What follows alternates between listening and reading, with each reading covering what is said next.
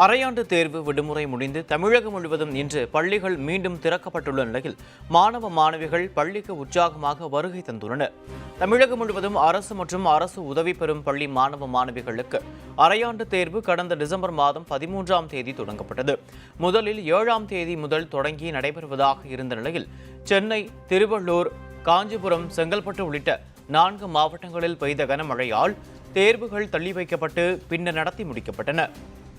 இதனைத் தொடர்ந்து மாணவ மாணவிகளுக்கு கடந்த மாதம் 23ஆம் தேதி முதல் ஜனவரி 1ஆம் தேதி வரை அரையாண்டு விடுமுறை விடப்பட்டது. தனியார் பள்ளி மாணவர்களுக்கும் ஜனவரி 1ஆம் தேதி வரை அரையாண்டு விடுமுறை விடப்பட்டது. இந்நிலையில் அரையாண்டு விடுமுறை முடிந்து தமிழகம் முழுவதும் இன்று அனைத்து பள்ளிகளும் மீண்டும் திறக்கப்பட்டன. அரையாண்டு விடுமுறைக்கு பின்னர் முதல் நாளான இன்று உற்சாகமாக பள்ளிக்கு மாணவ மாணவிகளும் ஆசிரியர்களும் வருகை தந்தனர்.